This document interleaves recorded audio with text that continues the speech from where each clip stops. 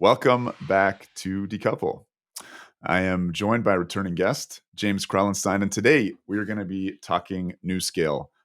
We are a couple weeks late on this breaking news, but of course, the recent cancellation of the carbon-free power project was a major blow to the company, and a further blow to the stock price. Not that that's everything, but this is a major story, and I'm looking forward to getting my head around it. I've been following NuScale on a pretty superficial level, having a few conversations on the side. But one thing I've noticed is that within the nuclear community, the industry, the advocacy community, um, I'll say there's not a great sort of free, open exchange of ideas. And even myself, I felt hesitant to sort of venture into this and offer up any criticisms. Of course, this isn't a moment where I don't think anyone's celebratory about this. It's bad news for the nuclear sector altogether, and it's certainly not going to be our intent to sort of kick a horse when it's down. But I do think that a kind of sober look at what's happened so far,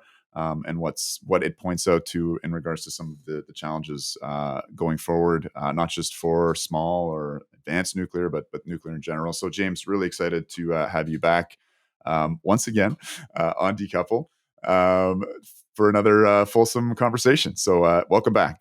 Yeah, thanks, Chris, for having me. I'm sure your listener base is about ready to, kill me at this point just to get someone new. But, but I think, I wanted to sort of expand a little bit on your point that you started with about the need for us to be sometimes uh, sober and analytical and forget and remember that nuclear engineering is not easy.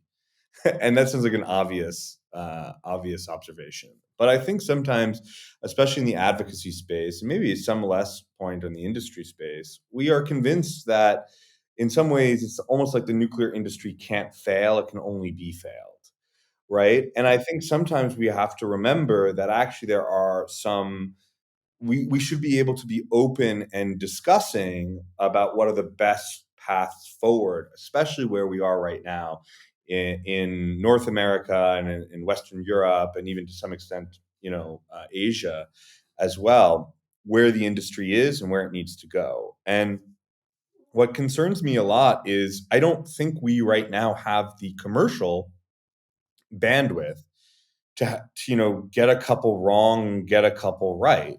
I think we kind of need a win here.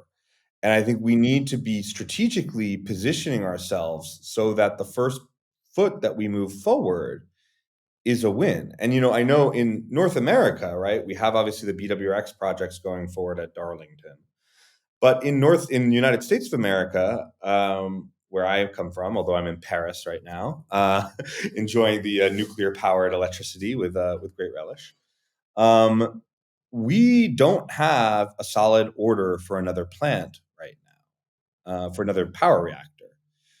We have some experimental reactors. The Kairos test reactor, I think, is going forward. We have some stuff at INL moving forward. But after Vogtle 4, begins commercial operation, there's nothing on that list. And, the carbon-free power project at UAMPS, by using this NuScale design, was sort of one of the more mature next projects on paper, at least.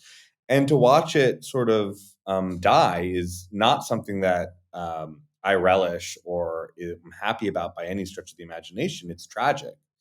But I think it should make us take a step back and think analytically and objectively, and people are going to vary on their perspectives on this, about why that happened and what we need to do, what we can learn from this failure. And I think sometimes we're too obsessed with this being sort of like a Twitter war. Like it's like you're pro-nuclear or anti-nuclear, and like being in support of NuScale is pro-nuclear. So therefore, you don't want to be anti-nuclear and say, well, there's some concerns that you have about this. But in the objective reality, if our industry can't deliver projects that are economical, on time, and on budget, then we're forget about the pro-nuclear, anti-nuclear debate. It doesn't matter how much government support, we're not going to get the commercial demand for this product to materialize. And that's where And we are right yeah, and I mean, let's be real as well. I mean, these are challenging times. If this were the 2010s, I mean, I kind of beat this point like a dead horse, but briefly after the financial crisis, interest rates went negative. All four major forms of primary energy, oil, coal, gas, even uranium, dropped peak to drop by 90%. I mean, the 2010s were kind of easy street. And we're heading into some tough times, and we're seeing that manifesting with projects that are actually happening or we're in development, like offshore wind. And I guess for some of those reasons, rising cost of capital and rising price of commodities, NuScale. That's, I think, part of the reason for the cancellation, part of the price escalation that led to it. Although more factors at play. But before we get into those more factors, I think you and I have both been getting some feedback, both on the episodes, small misunderstood reactors, but also just more generally. And I did want to take a moment just to talk about sort of the communications culture. I think within the industry, but also within the advocacy community. And in my 4 years of being engaged in this space, what I've noticed is a risk. And this sounds superlative. Is that the right word? I'm underslept right now, but maybe like an exaggeration. But just bear with me on this exaggeration. What I fear is that the communications culture within the nuclear industry, which tends to be very risk averse, very top down. Okay, guys, let's figure out what the talking points are. We're going to kind of come up with one message because then there's less risk of it being misinterpreted or opening up any vulnerabilities, and everybody just toe the line. And certainly in my activism and advocacy in Canada, I've and my group and our kind of analyst our analysis has led us to taking these heterodox positions. Like, no, we should fight for the life extension refurbishment of Pickering. We need large nuclear. We're caught up in this SMR action plan and the kind of SMR hype, but let's not forget about large nuclear, but based upon the challenges not just of climate change but organic demand, or a very poor job of promoting CANDU when it's our national reactor technology, and we've got a big head start with the refurb. So, those are all things which, we took a certain amount of flack for, whether that was overt or subtle. I certainly felt it. Our group certainly felt it. I don't want that to be minimized. It's not like I'm being a crybaby and it was a huge source of suffering, but we had to persevere through that. And anyway, to sort of I was talking about this kind of potential for exaggeration, but the communications culture, in a very exaggerated sense, reminds me a little bit of like a top-down authoritarian society. If we want to be really extreme, we could talk about like North Korea. No free exchange of ideas, no open media, etc. Versus a more dynamic liberal democracy or social democracy where we really encourage free speech, but a large range of ideas. And generally speaking, I think one of the reasons for the success of liberal social democracies is that there is that free exchange of ideas. The best ideas rise to the top. There's tons of criticism, critique. We have a more fulsome dialogue. Like, it's just common sense why that's going to lead to better results.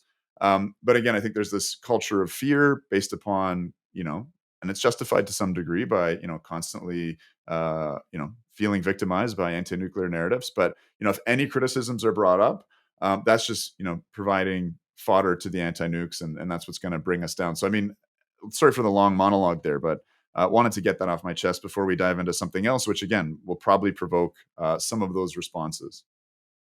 So, I think you can take about the liberal democracy, DPRK, North Korea style Juche, authoritarianism. But the way I often think about this is, well, these are actually complex projects, complex engineering tasks, and by by every stretch of the imagination. As a professor, I was up at MIT last week or 2 weeks ago, and someone was joking that uh, this isn't rocket science, this is harder, right? And the way I always think about it is like, it's the great Richard Feynman quote, which is who's a Nobel Prize winning physicist, who once said, don't fool yourself, and you're the easiest person to fool. There's another Feynman quote, which is, reality must take precedence over public relations. For successful technology, for nature cannot be fooled. And I think sometimes we're forgetting that it's not just the political battle here. That's a very big part of it. No, no one would ever argue that it isn't. No one who's smart, at least. It's not just a political battle. There's a lot of questions that we need to be openly discussing about what is the better or worse technologies for the various applications that we have. And I think there's sometimes a little bit of this, everyone wins approach. You can't pick a winner. And I don't necessarily think we're in that stage of this industry where often these projects are going to require large state definitely regulatory involvement, but also often financing backing. NuScale got a massive quantity of money just to start there of U.S. Department of Energy money. And I don't think it's unreasonable that we ask, was that the right decision, given where we are now? Now, hindsight's 2020. I'm certainly glad, actually, that the DOE stepped up and spent that money, which was hundreds of millions of dollars and then more, on backing NuScale. And some of that money, of course, went to the NRC, but most of it was for development tasks and other things that the company needed to get off the ground. And I think we need to remember that let's not fool ourselves. Not every nuclear project is a good idea. Not every nuclear technology is the right way forward. And how do we have this discussion? I think the biggest victory anti-nuclear people could have and advocates could have is to scare us so much that we're so petrified that we won't even be able to have a conversation amongst ourselves about what is the right way forward and what is not. And that's a real way to cripple our industry. Yeah, yeah. Yeah, and this will feed back into, I guess, some of the themes from the previous episode. I just had a media interview with it was a Vancouver-based, British Columbia-based morning talk show. Not a massive audience or anything, but they wanted to discuss an article, and they'd swallowed the Kool-Aid. It was basically an article extolling, the fact that the nuclear industry was about to take off because of small modular reactors. All the problems had been solved, and it's like, people are drinking the Kool-Aid on this. And when a project fails or doesn't work out, I think you're right. The biggest kind of danger is that we don't have this free expression of ideas because we're so afraid of the anti-nukes, who, let's face it, are, this isn't the 1970s or 80s anymore. They're becoming more and more and more marginal. I think there's a sort of hangover in terms of the sort of post-traumatic stress disorder of people, that have been in this for a while and experienced some of that. But yeah, I was really struck by it, and then trying to sort of diffuse some of those expectations. It feels like the wrong thing. I mean, I was still being a strong advocate for nuclear energy, but I don't want people's expectations to be set up that, this can't fail. And oh my God, like those idiots, those nuclear engineers of the last, 40, 50 years, if they'd only seen this coming and thought of this earlier, we would have no problems with nuclear. It's based in, I don't want to beat this horse too much, but it's based in this idea that, existing nuclear designs aren't good enough, that they need a total rebrand, not just a rebrand, but a redesign. And I guess we're going to talk about one of those rebrands today. And I think a bit of a victim of that narrative. Do you think the design choices of NuScale were, which is a pretty big departure from traditional plant architecture, were based upon trying to respond to those anti-nuclear fears, an engineering problem to an anti-nuclear communications problem, Well, or the NuScale design comes out of academic research in Oregon, in the state of Oregon in the United States, in Corvallis, and sort of developed there into a commercial product. And I think if you look at one of the cool things about the NuScale technology, and it's genuinely innovative, is they really have what we call an integrated or integral pressurized water reactor. The idea is almost that inside the reactor pressure vessel, sort of two halves that sort of come factory fabricated, you really have a primary system and a secondary system. That means that you have not only the system that moves the reactor coolant through the reactor core and takes the water directly off of the fuel, takes the heat, directly off the fuel, right from the fission reaction. But we also have a secondary system that then converts that high temperature, high pressure water, the heat from that, and sort of gives off the heat to a secondary system that boils steam that eventually goes to the turbine. And that's all in what we call the NuScale power module, right, or the NPM, right? It's in this sort of thing that can come off of these in two halves on a truck, right? That you sort of, ship over to the site that you're building it at. And that, at first glance, is sort of what we think about, or at least what I think about, maybe naively. What I imagine SMR in our sort of platonic ideal would be is that rather than having a huge amount of safety critical welding and assembly that's happening of the nuclear steam supply system at the site, we have it fabricated at a facility. In this case, it looks like it was going to be South Korea, for at least in Doosan, at Doosan. But and then it's sort of shipped over as a module, and we sort of bolt it together essentially, and we put in feed water, and we get steam out. And all the sort of radiation stuff, the primary containment vessel is also within that single sort of power module, so it's all sort of there. And that at first glance is sort of like what we all the SMR advocates and myself think about what we want out of an SMR. We think about like I just flew from New York to Paris, right? And I flew on a Boeing 787. And a Boeing 787 is a triumph of technology. And Airbus A350 is also, it's not an Airbus Boeing thing. I love both of them, right? I probably actually even like Airbus a little better. But this is a massive triumph of technology that's mass produced at these big facilities in Washington State and South Carolina in the case of Boeing, and have components from all over the world that are factory assembled. But when an airline buys, this technology, which is ultimately doing a very dangerous thing, flying at hundreds of miles per hour at 35,000 feet, across oceans with only two engines, with tons and tons of flammable fuel on board, right? We've done that. We've mass produced it. It's amazing. If only we could translate that to nuclear. And to begin with, the way I kind of like to think about the NuScale projects that we saw is it's like, yeah, like that NuScale power modules, the Boeing 787. Great. Like that is actually going to be manufactured at a facility in Doosan. We're going to get shipped over in pieces. But it's like in order to actually use that 787, that NuScale power module, you got to build an airport. So it's like, we're really good at building 787s. We're still not very good at building airports.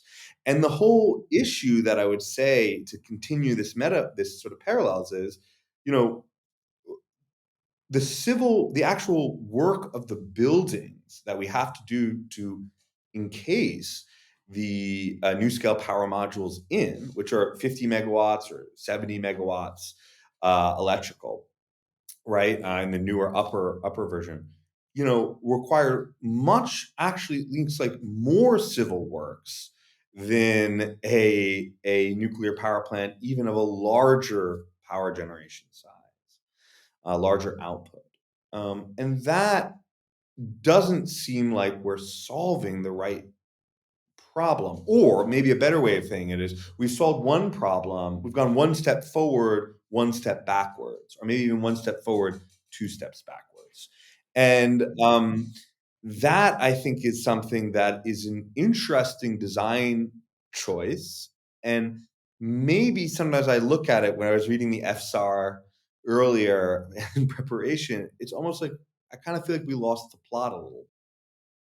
So, you're referring, I think, in terms of the civil works to this enormous. I mean, it's I hate when people call spent fuel pools like swimming pools, but it's a large pool, um, which I think is rectangular, which gives it some pretty, and I think it's below grade, which gives it some pretty challenging features in terms of seismicity and the need for really thick walls, a lot of rebar, all things that are challenging. I'm thinking back to the MIT report. I interviewed Jacopo Bongiorno on this, but the cost of nuclear, and as you were saying, the nuclear supply system tends to be 20-25%, but the civil engineering side is mucho. And I've brought that criticism up. I had some feedback that, well, in the large scheme of things, concrete and rebar aren't that expensive, but uh, you know, putting it together, I think really is. And some of the challenges of Vogel, which hopefully won't be repeated, had to do with not putting it together, within tight tolerances and having to blast it all up.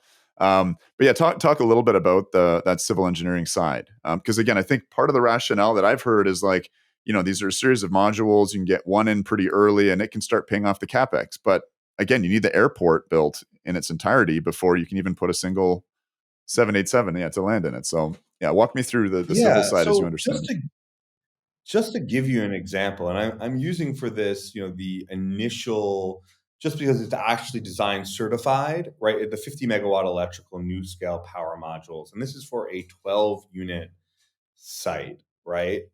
Which is on the order, I believe, of I think net generation in the reference plant case, like about 580 megawatts electrical, right? So it's 12 50 megawatt uh, power. Each power module can generate 50 megawatts electrical, each roughly 150 megawatts thermal, roughly. And we have basically the idea of the NuScale design, as you noted, is we have multiple ones of these power modules in a large, common, safety critical pool that's borated, that has boric acid dissolved in the water. And this serves not only as a sort of like almost like what would be an equivalent to like in containment refueling water storage tank in a PWR. It's like an ability to refuel the plant by taking off the top head of the NuScale power module and sort of getting into the core and replacing the core. But it also ultimately serves a functionality for decay heat removal. Right, it's a large thermal mass that, given the NuScale passive emergency core cooling system design and passive decay heat removal system, right, ultimately works as a heat sink for decay heat in the event that we lose power and everything else. And I want to be also a little clear that there's a lot of other innovations that we can argue in the NuScale design. One of the things that's really interesting and novel, and one of the challenges that was associated with the long regulatory review of it, is that the NuScale primary system does not have a reactor coolant pump. It, instead of using forced circulation of the reactor coolant across the core, right, which is a major source of both cost and in many cases operations and maintenance costs, right? In a regular pressurized water reactor, we have, depending on the design, if it's a Westinghouse or like a Framatome design, we generally have, for each steam generator loop, right, we have a reactor coolant pump. In a combustion engineering or Korean or Babcock's and Wilcox design, we generally have 2 reactor coolant pumps per steam generator loop.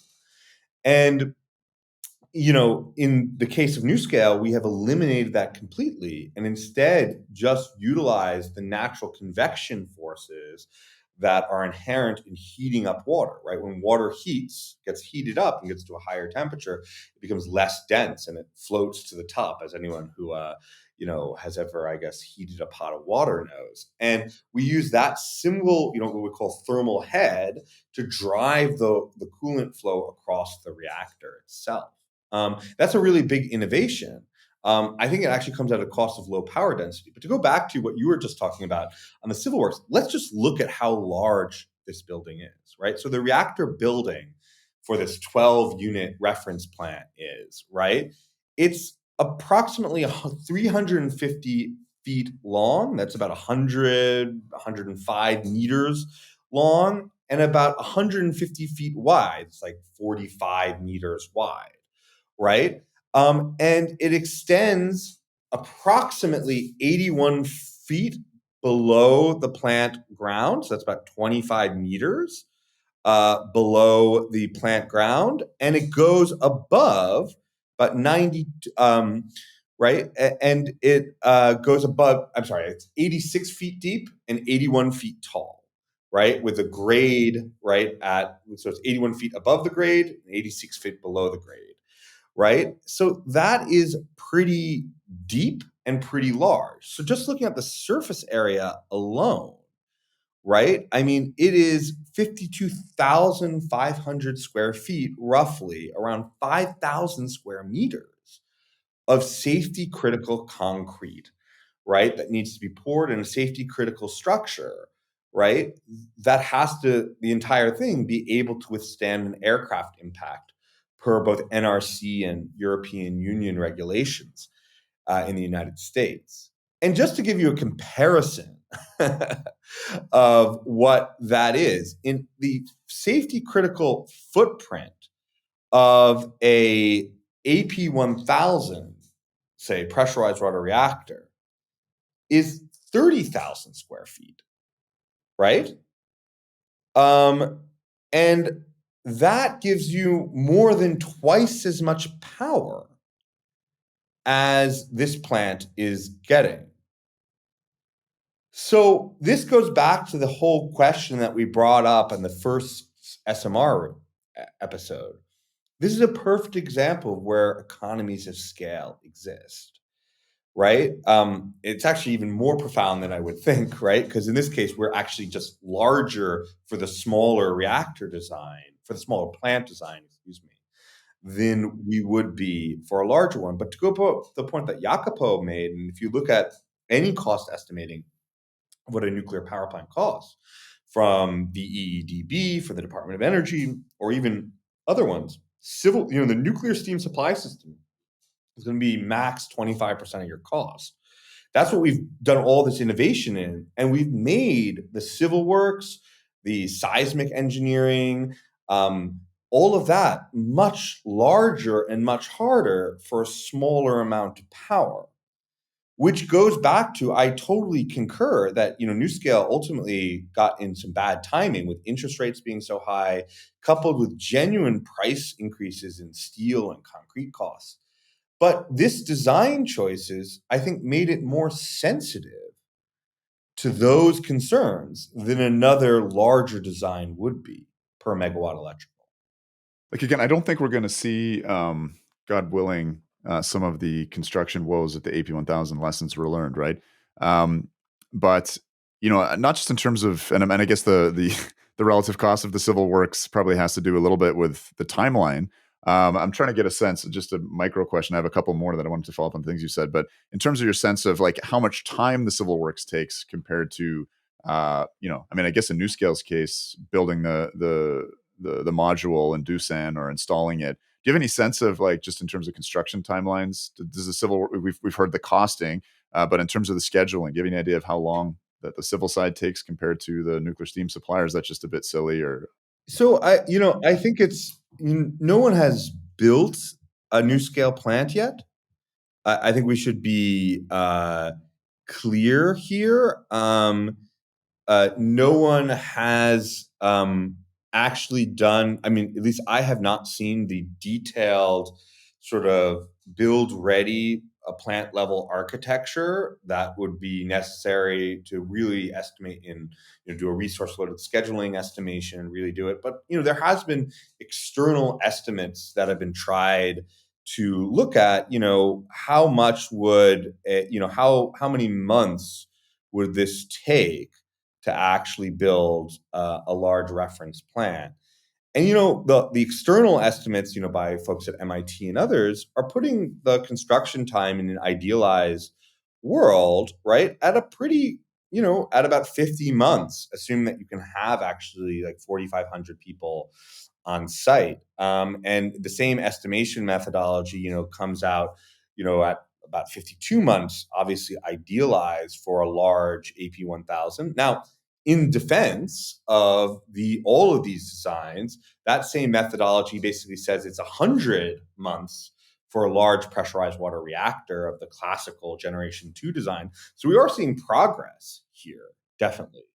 But I think the question that we need to ask, given these massive civil works that are necessary, um, is it better to just basically go for a larger passive plant, whether that's an AP1000, ESBWR, something like that? I would personally not go for the ESBWR, given the fact that we have actually some simplifications. It's still pretty, complex.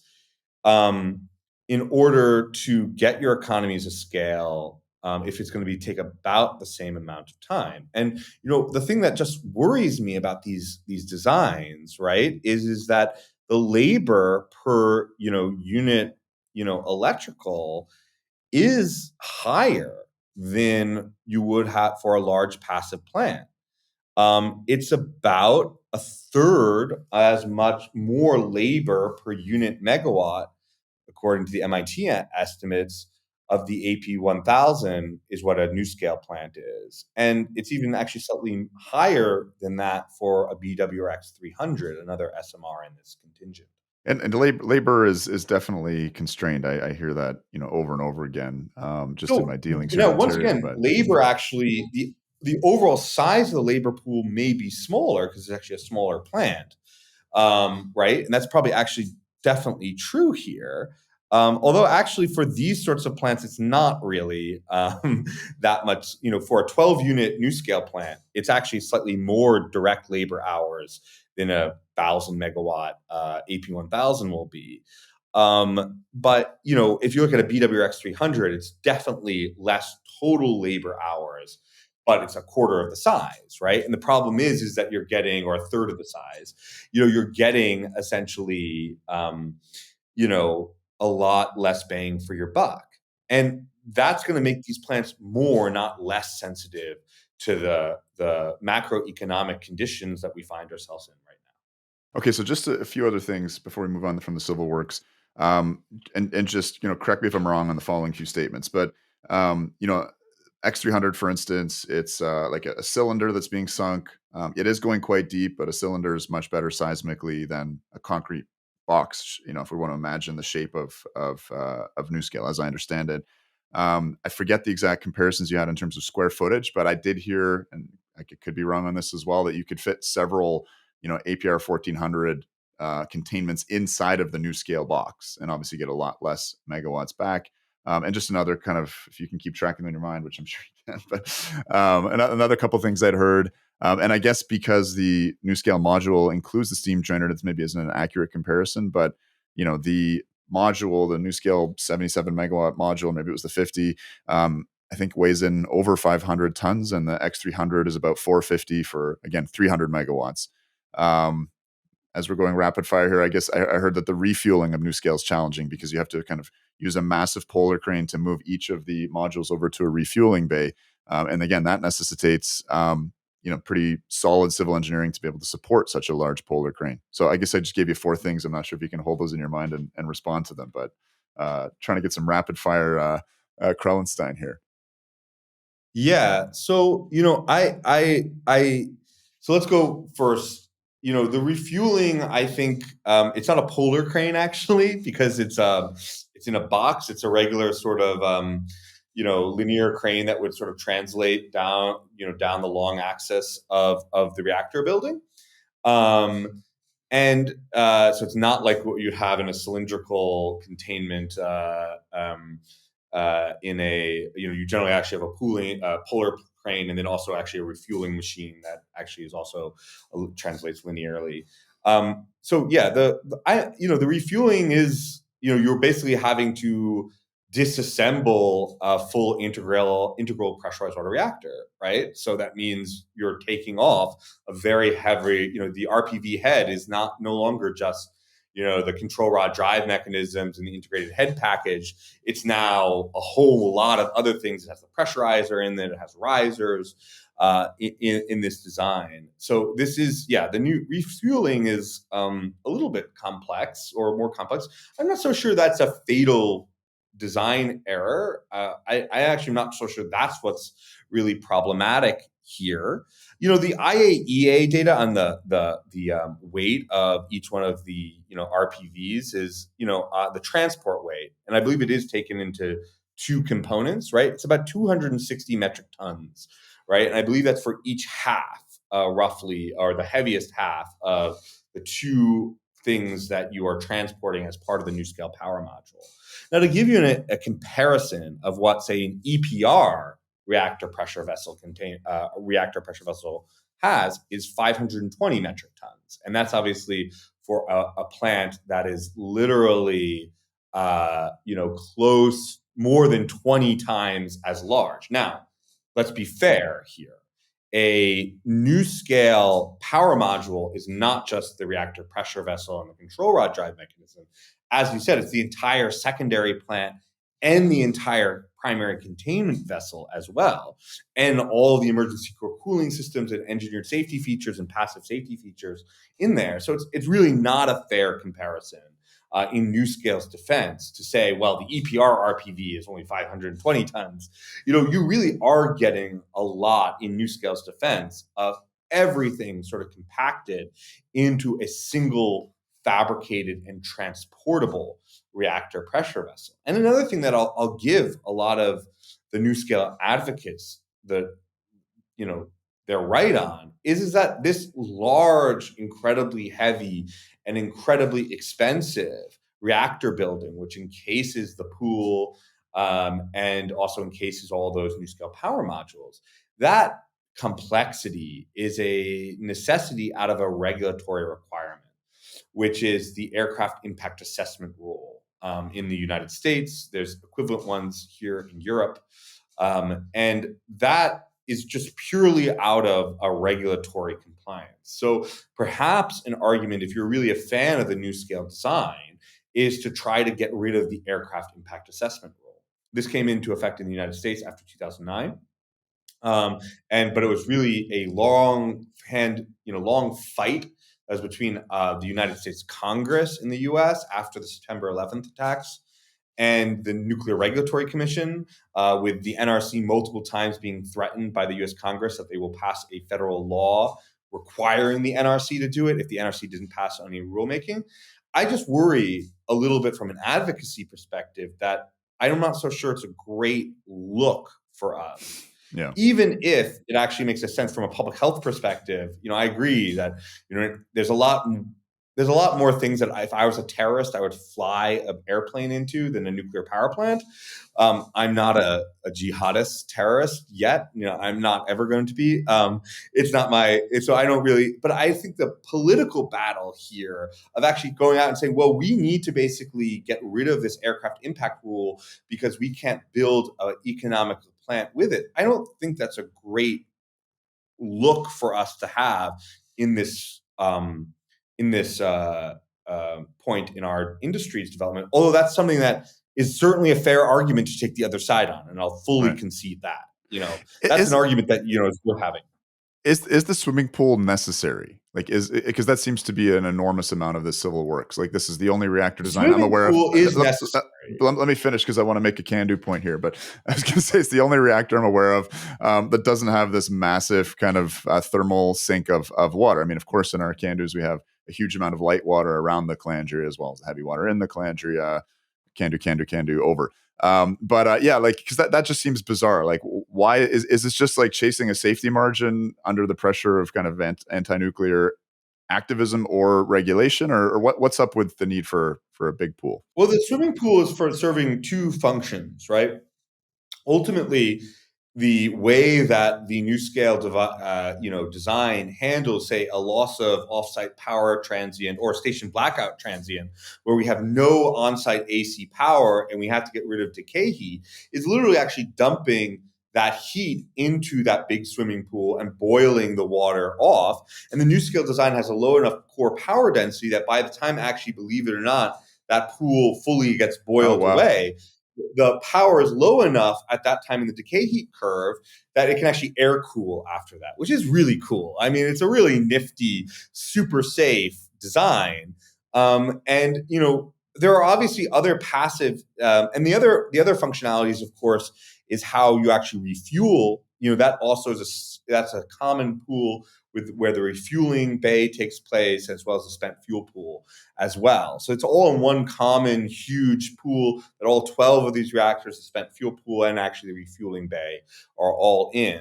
And it's a huge amount of actual of reactor cool of sort of a huge safety margin that we have for passive cooling. And it does allow a total, the NuScale design doesn't require any emergency power systems that are what we call Class 1E power systems. It really has eliminated completely the Class 1E power systems, which is a huge driver of cost reductions, having those high safety critical power systems. But I would argue, look, at the end of the day, and this is let me give a bone to my anti-regulatory, my anti-NRC friends. Building a large tank of water, a large pool of water, shouldn't be that expensive, right? I mean, ultimately, it's 150 feet by 250. You know what? You should actually be able to do that pretty cheaply, right, in the modern time. The problem is that this has to be seismic category 1, right? It has to be able to withstand, the pool has to be able to withstand, its integrity during a seismic event, that the plant, for the safe shutdown earthquake, and then a little bit of safety margin, obviously, beyond that. And actually, that is kind of important, because obviously, when you're thinking about like when you're going to be using this passive safety system, decay heat removal system, well, a perfect example would be a large earthquake that knocks out your on-site and off-site power. So you do want to be able to maintain that. But I think a large driver of these costs is compliance with the aircraft impact assessment rule. And we can't really argue that that is true. That is what's driving this and making this so expensive, and so much concrete and so much steel. So I would argue that, like, for example, I love the NuScale power design. If you're a company, a if you are a country like Rwanda, right? The NuScale power module is actually an amazing thing. And if your threat assessment looks quite different than it does in the United States or the European Union, you're not very worried about an aircraft impact assessment, and you can get a 50 or 77 megawatt electrical power module that takes feed water in and gives you non-radioactive steam out. That's an amazing technology. The problem is in the requirement of this incredibly large, incredibly complex borated pool. And there are some really innovative designs coming out of Jake Jurowitz and Matt Slotkin, who have this company called Blue. I'm going to get their name wrong. Blue Blue Energy. I energy. believe it's Blue Energy. Yeah. Where the idea is to basically put these all out in the sea, and basically utilize the ocean essentially as a defense against aircraft impact assessment, and having it in almost like a monopile like structure, so you really reduce a lot of that civil works cost, and you really are able to take advantage of the great simplification, the factory fabrication of the power module itself. So I really think, on that side, that is a really that's a really cool, it is a cool technology that we're having. I'm just struggling to see how this actually becomes economical with the AIA. Right, right. And I mean, I think what we're seeing with some of these designs again is a radical departure from traditional plant architecture, which it's innovative. Maybe that's a good thing. It'll all come out in the wash. But for now, again, in the context of an industry, where there's a lot of excitement, a lot of promises have been made, but a lot of challenges. These adventures in innovation, potentially are the risky thing for a kind of first new build in forever. Um, just on that blue energy idea of putting these things out at sea. I mean, to me, I kind of read that as a little bit of desperation. I mean, I'm not sure if we're going to talk about the short seller report, and there's definitely pushback from NuScale on that, but some allegations that Standard Power is a bit of a fake customer. This was an order on the magnitude 4 times that of the UAMPS order. Probably 37 billion. It would be the largest SMR contract ever. Like the blue energy thing to me sounded like a little bit of desperation and just a way to sort of salvage the technology. Maybe I'm a lot less charitable. Like, is there any precedent for? I mean, we have submarines out there, obviously, but it seems like it'd be a massive regulatory leap. Probably some corrosion challenges and other things. I'm not sure, just dangling these things in the ocean. Well, so I'm not going to talk. I think the NuScale, the blue energy ideas is a good one, and it's something that really warrants a lot of further exploration. I think both Matt and Jake are very, very smart people, and I'm not. I personally think it's rather innovative and interesting, and I personally think figuring out a way that we can use these power modules in a way for maybe different contexts than we're classically thinking of SMRs is something that I'm personally very interested in, particularly for lower income countries or middle income countries that are just getting in and don't have the grid size to be able to take a 1,000 megawatt or even 500 megawatt plant. It's kind of this is a real technological innovation, if I can just be a little bit charitable to NuScale right now. and saying, getting an entire nuclear steam supply system and a containment vessel into two transportable pieces that are factory fabricated, that's a really innovative and great thing.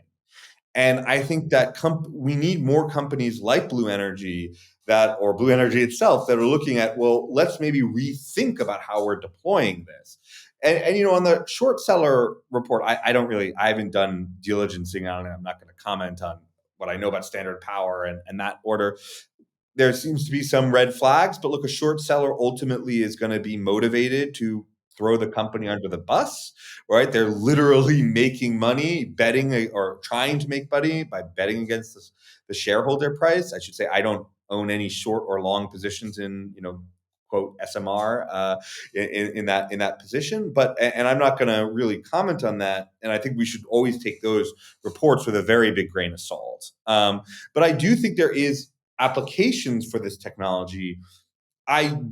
What I'm trying to maybe say is, for a lot of us, I think we knew the carbon-free power project was gonna likely never happen for maybe a year or two. So what were the And reasons? Why did we know that? well, by January of 2023, we knew it because the power estimate price had jumped from $60 a megawatt hour, roughly speaking, I don't have them in front of me, in 2022 to over $119 a megawatt hour before you got a big production tax credit through the Inflation Reduction Act. And that Seeing that sort of, yeah, $120, is that what Vogel's selling for? Google's probably actually a little bit higher than that, Okay. to be honest with you, Okay. but in that ballpark. I would argue it's in that order of magnitude. The thing that scared me about that, I'll just be honest with you, is that was a paper, pricing estimate from the vendor itself. Right. And, we have generally seen those cost escalations go way, way higher of what those paper estimates are. And the fact that we already doubled the price so magnificently in that time. Now, in defense, there have been macroeconomic inflationary drivers, not just on the price of steel and the price of concrete, but also on, incredibly importantly for a nuclear power plant, the cost of capital, right? The cost it actually costs to borrow that amount of money. Interest rates are historically high. And that those are things that are outside of the control of NuScale itself. But and we shouldn't hold that necessarily against them. But that project wasn't going to be able to get off the ground at those power prices. And I'll go one step further. I think for a lot of people who I speak to in the nuclear space, we looked at the civil engineering requirements of this reactor building to be all seismic category 1, and we kind of were like, why? Have we lost the point? We keep on trying to think of these nuclear power plants as these things that come off a factory. But if you're having to build a massive below grade, 80 feet below grade and 80 feet above grade, roughly speaking, massive seismic category 1 structure that has to be able to withstand an aircraft impact, that seems like we're kind of making things a little harder than we started out from. I'm So testing your encyclopedic knowledge here, but like, is there a reference building that's anything like that anywhere in the world right now? Like, I'm no architecture buff, but seismic category 1 building of that size that is AIA, that is aircraft impact compliant. I'm not going to say definitively that isn't one. I am trying. like, talk about first of a kind here. Look, we should be clear First of a here. civil engineering kind, yeah. Right. This is a different. Now, look, there probably is a structure of comparable concrete and steel use of comparable size, maybe like a submarine bunker dock or dry dock or something. I'm trying to think, maybe, but that probably won't even be some of the. I actually don't know. I'm gonna shut up now because I don't know of a comparable structure that has been built. Now we should be clear. This is like a shield building. It's not like a containment. It doesn't have to withstand pressure a pressurization challenge that you would see in a classical reactor containment building. But the fact is that it is so much larger than the nuclear island footprint of a AP1000 is, and you're still getting half the power out of it. What I'm saying is, haven't we lost a little bit of the thread here? What are we trying to solve for at this point? If you have that much more, um, you know, if you have that large, just a period larger, as you said, you could fit an AP1000 containment and then some, probably an APR 1400, which is a very big, almost, non-passive plant, in this thing, and you're getting a lot less power out of it. What are we solving? What does an SMR give you as an advantage? And I wish we were a little bit asking this question a little bit harder, because I know I don't want to kick anyone.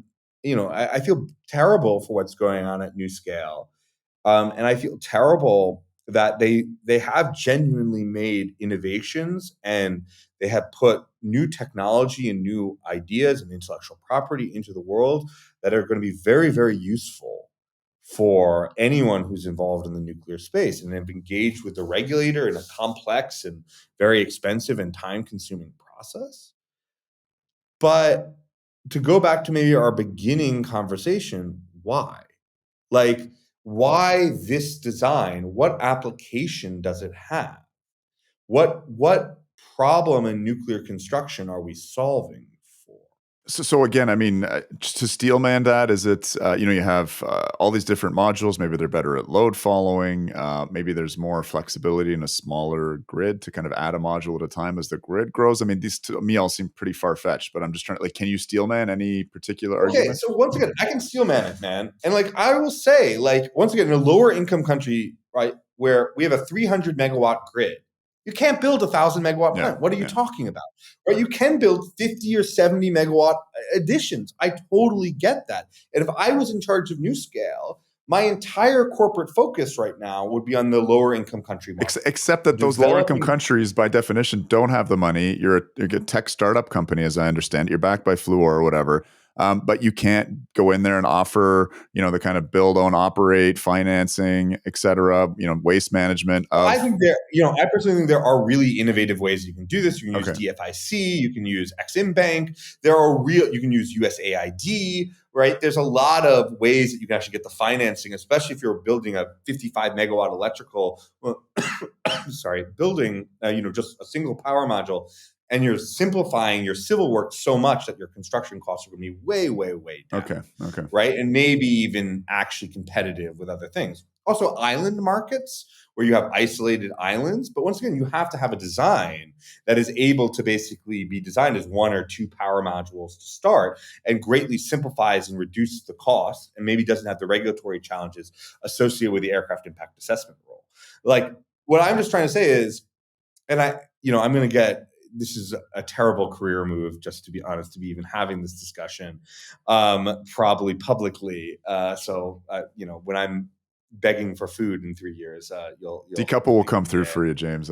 Yeah, Might just decouple be, will come through. it might just be some macaroni. Yeah, We won't just be some able to afford macaroni. craft dinner, but we'll get you the no name brand.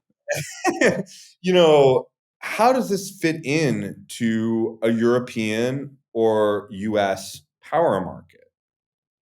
How does that fit in? How does this particular approach of using this huge reactor building, right? These incredibly complex civil works, the labor costs are going to be probably higher than a passive plant, than a large passive plant. Where does that fit in to the markets that we're talking about? And even the a classic thing we hear about SMRs is you don't need as much upfront capital as you would. But I'm not so sure when you're talking about a 12 or 6. There's a lot of upfront capital. It's probably less, admittedly, than a gigawatt scale. But the power prices that you're going to generate a lot less power, which means that your payback period is going to be increased and your power prices are going to be higher. So why is the question that I keep on asking. What are we solving for with the NuScale design? And I fear that a little bit of what we've been talking about over the last couple of episodes is coming we're having a sort of reality moment where we're starting to go out and try to deploy this technology into the commercial space, and we're not being as successful as we would hope. And I would also translate this. I think, my favorite SMR is the BWRX 300. I think it really has a lot of compelling advantages. And if there's one SMR, in my humble opinion, that's going to sort of make it, it's going to be the X300. But even on that plant, that plant has a huge amount of, it has a very large reactor building just in that shaft, even ignoring the rest of the nuclear island, doing the spent fuel pool. It's very large on a per megawatt basis. And although we claim, the claim made by the vendor, GE Hitachi, is it's 90% less steel than concrete than the ESBWR, its big 1,500 megawatt plant, it's also 20% as much power, right? So when you do that math out, well, you're getting, maybe it's half as much concrete and steel, but I'm like, then the ESBWR, no one's ever built an ESBWR. You still are having a much larger reactor, a pretty large nuclear, just that shaft is very deep, it's very wide, it's large relatively for the amount of power you're making. I worry about the fundamental economics here. And I think it's okay for us to critically think and question what really were the motivations of these SMRs to a large extent. Because I'm not even sure we solved the financing problem. I'm not even sure we've solved the financing problem in a financeability way. Forget about the economics of a plant like a NuScale plant. Because considering how much, safety critical works there's going to have to be, and how much concrete, and how large the facility is going to be. Just getting back to the comm side of things again, and again, thank you for taking the career risk. You're a rare breed. I did try and get a few other people on, and again, I think in this episode and in the previous one, you've been pretty damn diplomatic. But again, I do appreciate you coming on and taking that risk. And the macaroni dinner thing does stand. Uh, yeah, anyway, but I mean, like, some of the hubris in the communications, and I guess you just have to do this, in terms of marketing yourself. But I think in response to some of the fallout over the UAMPS deal breaking down, and talking about some other opportunities that NuScale has, quote, customers can rely on a proven SMR technology with regulatory approval and active production. Well, there's active production going on in Doosan. There's regulatory approval, but this is not a proven SMR technology yet. It sounds like, from a tech perspective, it's probably going to work out just fine. But we don't have operational experience. We don't have the economics yet. Like, I just, the present tense that's used by reactor designs and companies that have not yet built, I think it's a problem. No comment there. I mean, I agree, but nothing more further on that. I really do agree with you there, but I need to maybe I'm going to turn this question back to you, Chris. Look, what do we? You're one of the world's premier nuclear advocates, if I may be, fluff your feathers now for the first time, like, and you know how to do nuclear advocacy. I mean, what's happened in Ontario is amazing. And truly an amazing accomplishment for the climate, for energy security, for Canada, for Ontario. I am always more interested in why are we have two problems, maybe, I mean, more than two problems in this industry. One, of course, is that we have a large organized anti-nuclear opposition, and those anti-nuclear folks and advocates, and I'm not trying to in any way underestimate their power and their influence, really have influenced regulatory processes, government policy in a way that has penalized nuclear and made it very, very hard for this industry. There is no one who will deny that, and I'm the first one who will say that. But I think we should be also a little bit reflective enough to say we as an industry, and this goes for the large reactors more so, to be honest, we have not always delivered on the way that we needed to. And in my opinion, we need to have a win now. In the West, we need to have a win.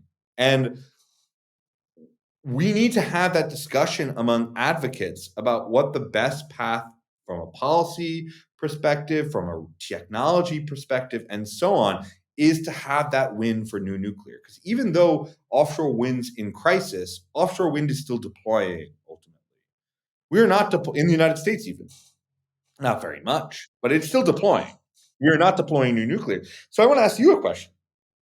Why do you think there is a sort of instinctive fear in some cases of us being a little bit critical of ourselves? Because I always came from the don't fool yourself, you're the easiest person to fool, right? My analytical mechanics professor one time opened the class with that, and I think he meant that also to reference your grades and what you think my first serious physics course.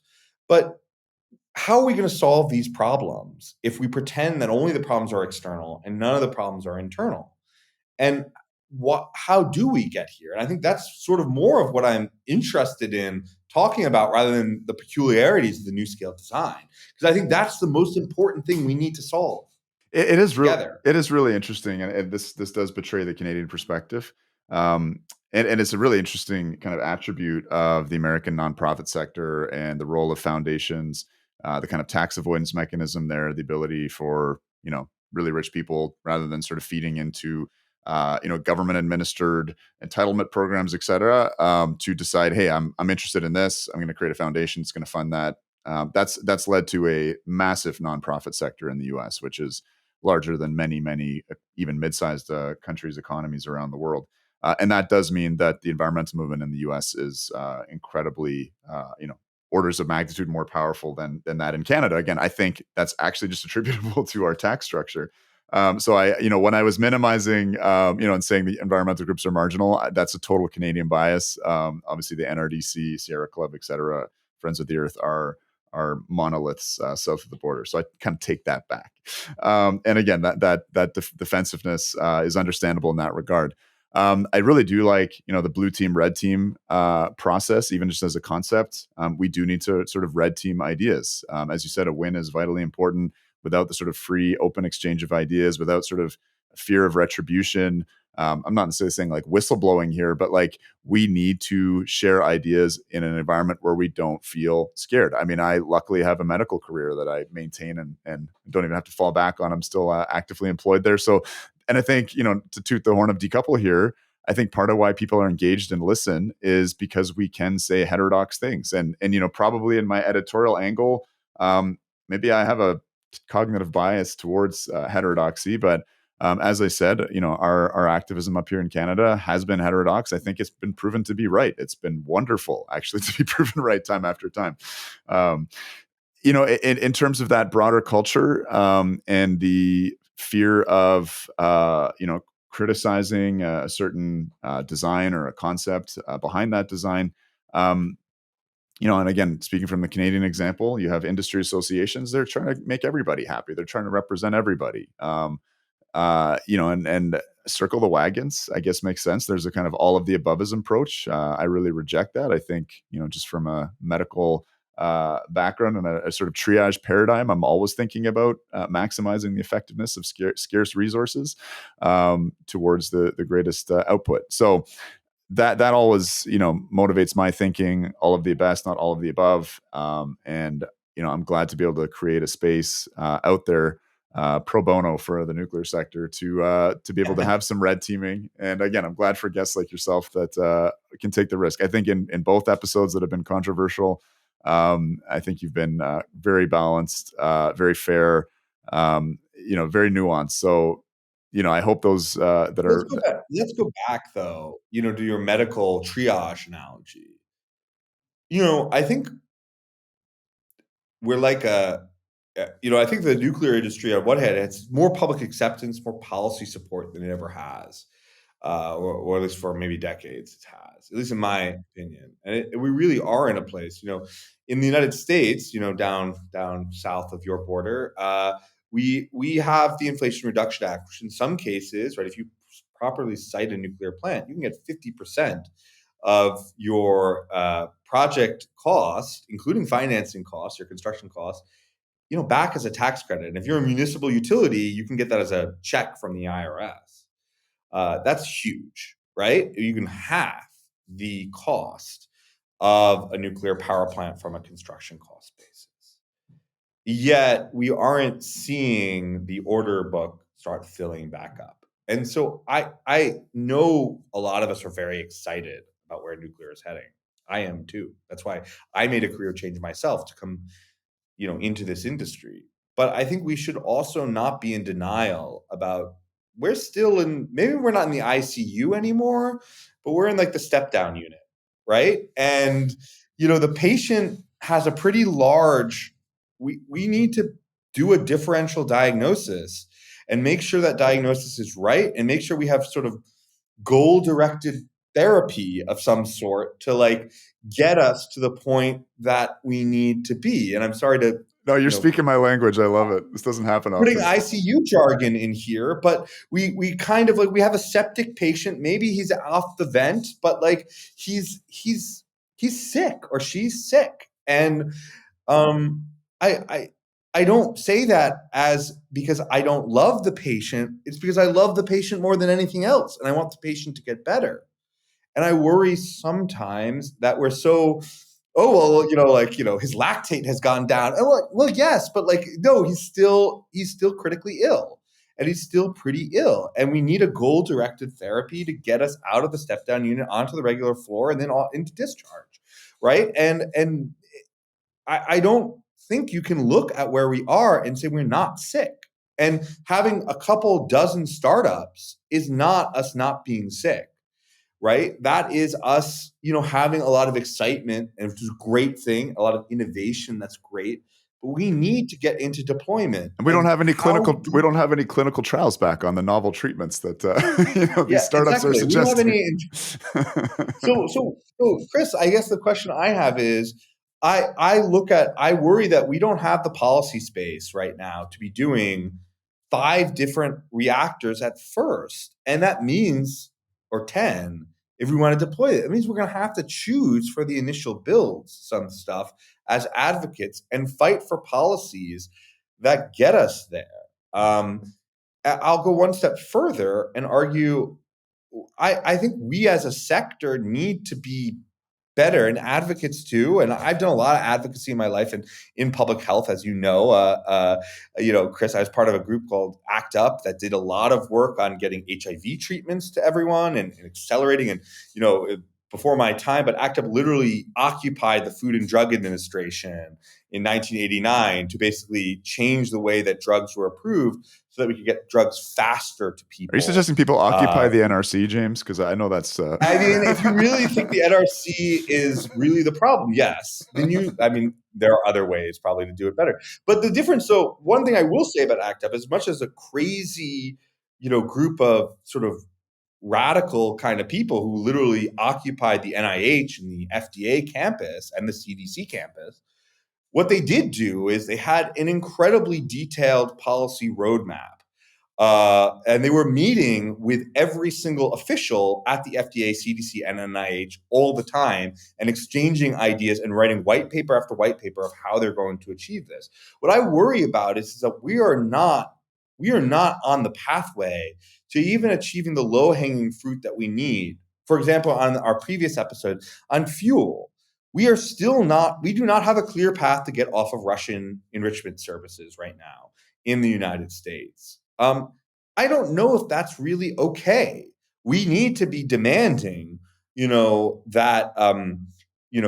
that we have that policy change. And to go back to the ACT UP example, I was one time, one of my very close friends and mentors from this period was a guy named Mark Harrington, and he won a MacArthur Genius grant work for his work, and it was a lot of research and a huge number of scientific publications he actually published as an activist, as an advocate for HIV. And I asked, why were you so scientifically rigorous? You weren't trained as a scientist.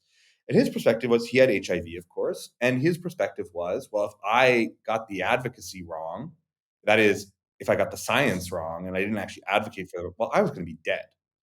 And he after a couple of drinks, he coined this term. I'm not even sure if you remember this, of like necroempiricism, right? The idea that if he didn't argue if he didn't get the right policy wins and get the right change at the FDA and at the NIH and at the CDC, then he would be dead. And that would be the end of it. There would be no going back. That would be the ultimate clinical trial, N equals one, right? If his advocacy was success, he would live. And if advocacy failed, he would die. And he thankfully made it long enough that he lives and he's still alive today, and has HIV treatment to this day. But I worry sometimes we're not thinking on, well, how, and that meant sometimes picking winners and losers, shitting on some drugs and advocating for other drugs.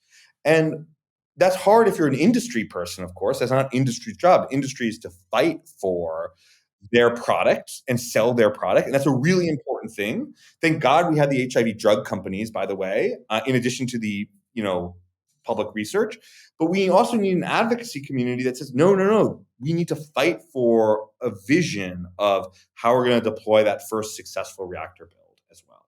And I know this probably may be even worse now that I went into my ACT UP background, but it's the way I think of advocacy. Advocacy at the end of the day is social engineering, right? It's engineering towards a policy goal, a policy win. And in my mind, we need to have a couple of successful large-scale nuclear deployments under our belt in order for us to, and that means changing regulatory structures. That does mean fighting for government policy that enables this, but it also means putting pressure on industry as well to choose and deploy the right technology. Yeah. You know what? It is interesting because as you say this, I'm trying to find, what's the correct analogy in the nuclear world to that community of advocates in ACT UP. And obviously it's analogies fail, I think, here entirely. Yeah. But like, okay, what's the next best thing in terms of an example? And, as you mentioned, the companies themselves, they have a different motivation and yeah, God bless the pharmaceutical Very companies that important pump out. one, by the They're way. important, right? The industry associations, again, imperfect vehicles in some ways because they're beholden to those companies. So who does it remain to? I mean, like this group of advocates that's going to be showing up at COP28. These young Perhaps. idealistic people. I mean, and what are their institutions? And again, I mean, I'm really not good at shameless self promotion, but if you recognize in that Decouple as an institution that's contributing to this discourse, feel free to hop on Patreon or get in touch, figure out how to make a nice big donation because we could sure use it. We could sure use it. We're attempting to grow, and I think we offer a really important service. So there you have it, folks. But maybe it's something even, and obviously donate to Decouple. 10% of your salary Goes to future every. macaroni for the Krellenstein Fund. Yeah, exactly. It will pay for my considering this will be the end of my career. But so I think more of what we should call for. And look, the industry has one of the most important roles to play here, right? I mean, we can't do this. Period. End of story without them, right? But as advocates, and I'm going to put my advocacy hat on here, I think we need to be starting. This is going to sound weird, fighting more amongst ourselves. Yeah. And not fighting in the way On Twitter. that we hate each other and we're but in other words, having disagreements and saying, actually, I think it should be this way versus that way.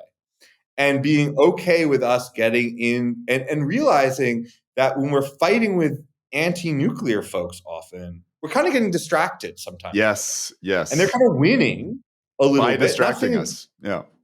By distracting us. And I want us to think, because we're not on a path right now that I am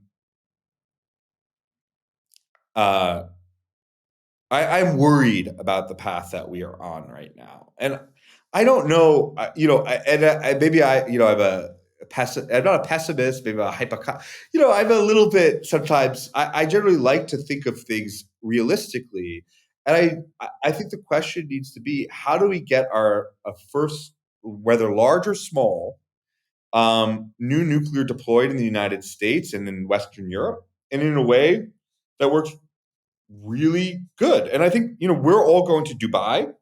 And here we have a perfect example of something that really went well, right? The United Arab Emirates deployment, and we thank Team Korea for this, right? They deployed that APR 1400 pretty amazingly. And now there's talk of building 2 more reactors.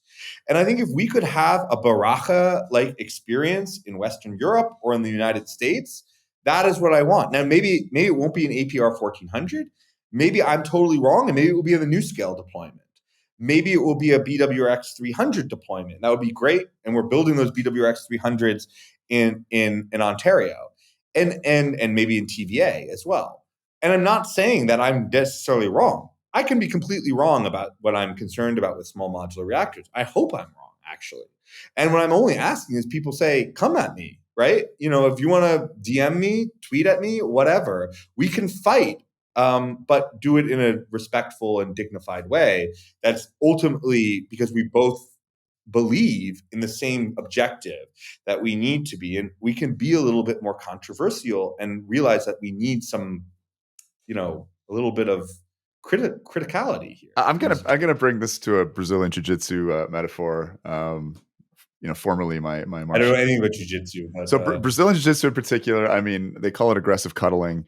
But basically it's a bunch of joint locks and chokes, but it happens mostly on the ground, a lot of wrestling, that kind of thing. But forgive the analogy here, imperfect as it might be, but it's interesting because it's an alive martial art versus things like karate, which are very kata based and constrained by a lot of rules. There's a rule set for sure in jiu-jitsu, but just the environment in a jiu-jitsu gym, like you're all trying to beat each other so that you can all be better. There's such an atmosphere of cooperation and collaboration. And of course, like there's ego involved. Although it's a pretty good antidote to ego to have someone who's just trained a bit longer and might be even smaller than you wrap you up like a donut.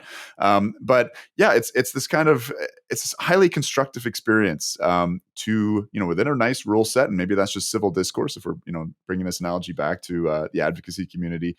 It's something that ultimately makes us a lot stronger. Like a battle of ideas doesn't need to draw blood.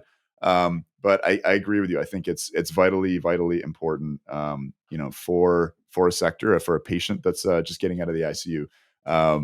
Not that we need to. Okay. So let me give you a couple of questions that I'd like to throw out to the audience. Sure. On the NuScale idea to other advocates. Let's put my advocacy hat on here right now and ask. One, what are the upsides of how does the upsides of the NuScale design, which I think we all agree there are many, right? In particular, the idea of having the entire primary and secondary system in a containment building in a single mass-produced manufactured module, or 2 pieces, but that's amazing, right? We can all admit that. But in what cost-benefit calculation does those benefits outweigh the cost of that particular design? And now and so that's the first question. The second question would be on the regulatory question. I have a reputation to some, the few people who know who I am, right, of being somewhat of an NRC defender. And it's not because I actually think the NRC doesn't need actually a lot of reform. I think, of course, it does. It's a government bureaucracy, right? that is in 2023 America, right? The United States of America. Of course, it needs reform. But what I would argue there is 2 things. One is that the NRC is generally not the rate limiting factor for everything, and I think probably a lot of people disagree with me on that. There are problems there, but even in cases where we have 6. We have active combined operating licenses all over the United States. We're not seeing any builds there. And we've seen simplifications of this process, like 52, especially after we've built a plant or 2 under 52 and have standard at part 52 under standard that process. But okay, let's even imagine you need those reforms. What reforms of the Nuclear Regulatory Commission, or maybe the abolition of the Nuclear Regulatory Commission, would you imagine to be necessary to make a design like the NuScale design deployable? And what is the political cost calculation that you're willing to take there? Because I worry a lot. When we talk so much about extreme changes to the nuclear regulatory infrastructure, we forget that that's going to require a huge amount of political capital to get behind us. And we don't have that capital right now. And that's going to have some cost and a lot of also opportunity costs that's going to be associated with doing that. So I'm trying to imagine, just to go bring back to the subject of this episode, the NuScale episode, and you're an advocate. how do you think it would go? Maybe I'm wrong. On an advocacy perspective, I'm trying to think. I've been up in the Hill a bunch of times on nuclear related issues on Capitol Hill in the United States. I can't imagine how easily it would be going over as saying we have to abolish by federal law the aircraft impact assessment rule. I think there's a lot of things I can go to Congress about, and they're going to be like bipartisan support. Tell me what we need to do. Sign on the dotted line. Yeah. That one I think will be really politically controversial. It's Do you it agree with that yeah. as a much more experienced nuclear advocate than I? Yeah, I mean, I think it's back to triage again, thinking tactically, strategically. That's also what guides my sort of political strategy. You go for the lowest hanging fruit, and actually, the danger up here in Canada, we almost have pan-partisan support behind nuclear. Our left-wing party, the New Democratic Party, is being disciplined by organized labor. Recent statement by the Ontario Federation of I Labor, saw that. unanimous support. Congrats. Our liberal government, who would have thought? The Greenpeace Minister of Environment and Climate Change, they've done an incredible U-turn. They've checked all the boxes on my wish Like list. Sharon Gilbo. Yeah, Gilbo. And then we have the conservatives who are vocally pro-nuclear, but are, I think, trapped in a small government, free market fundamentalist mentality. And they're saying, okay, what can we do for the nuclear sector without spending a dime? Basically, without any involvement beyond cutting red tape, and they just assume there's all this red tape that will be cut, and that's enough. And the message I bring back to them is that may be enough for natural resource sector, might be enough for oil and gas or forestry or whatever else. But the precision manufacturing, the nuclear industry is very different. Requires a very different approach, and frankly, it's more complex and difficult. So maybe lower hanging fruits, but it's complex. So I think we're bleeding into another episode, future episode, maybe on regulation and NRC. So we'll have to cut it here. But I hope again that this has been fruitful. I've certainly learned a ton. So James, thank you for coming back on Decouple. Thank you for having me, Chris, and to all those people out there who are about to, blacklist me. Please don't. All right. I hope we're announcing a vision for a new way of interacting, a new culture to develop. James, really excited to meet you in person in Dubai in something like 10 or 11 days. Yeah, Maybe we'll record a you're not little coming to video there. Paris. I'm not going to be in Paris, even though Atkins Realis, the OEM for Candu, are unveiling the gigawatt scale Candu there.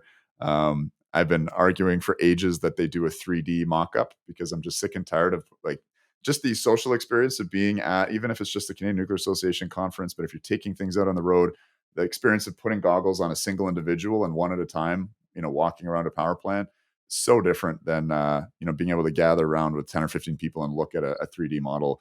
The Right. Candu, for me, again, I'm horribly biased, but it looks like this kind of badass Hitachi Harley. has done a great.